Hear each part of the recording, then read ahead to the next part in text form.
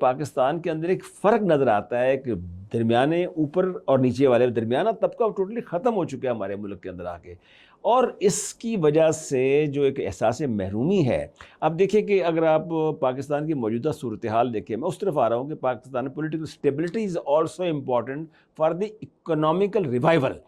अब देखिए कि पाकिस्तान में गिलगित बल्तिस्तान में मसाइल का सामना है, आज़ाद कश्मीर का मसला भी है, सूबाई असम्बलियों में लोग कराची में मार धाड़ हो रही है, वहाँ पर MQM क्या लगा हुआ, पेचा लगा हुआ है सिंध।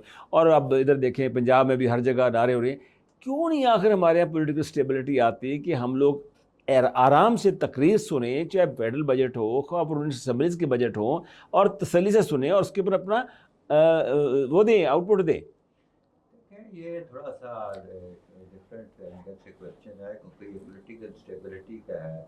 और पॉलिटिकल स्टेबिलिटी जो है, गवर्नमेंट तो ये कहती है कि ये पॉलिटिकल स्टेबिलिटी है, दूसरा पॉइंट है वो डिफरेंट है इससे।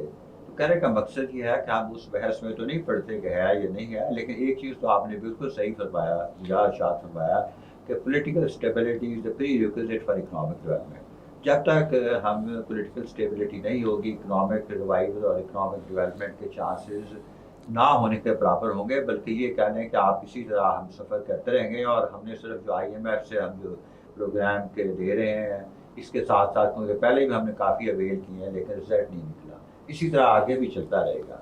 अच्छा, लास्ट में मैं एक इम्पॉर्टेंट जो इशू जहन में जो हमसे रह गया था, वो ये है कि कॉमन मैन जो है उस पर इफेक्ट जो है ना, उसका इम्पैक्ट क्या हुआ है। सही।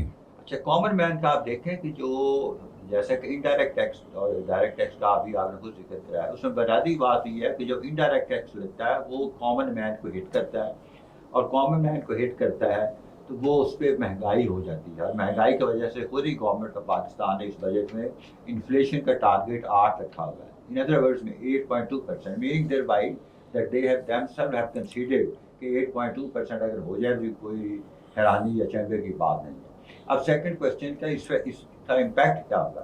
इम्पैक्ट का आप ये देख लें कि जो सेल टैक्स आपने उसका स्कोप एक्सटेंड किया है, उसमें फूड आइटम्स हैं, पैक्ड जो मिल्क है उस पर आ गया है, डेयरी प्रोडक्ट्स हैं जैसे योगर्ट है, फिर एग्रीकल्चर इनपुट है, पैक्ड जो पेस्टिसाइड्स है उस पर है, वो गरीब आदमी को हिट करेंगे। गरीब हाउस होल्ड आइटम्स हैं जैसे किचन है, क्रॉकरी है, स्टेशनरी है, बैग्स हैं। फिर उसके बाद आप इंक्रीज जो है, और इसका रिजल्ट क्या होगा, increase prices of consumer goods होगा, पेट्रोलियम लेवी जो है बढ़ जाएगी, हाई कॉस्ट ऑफ एनर्जी है, आपके बिल जो है बढ़ जाएंगे।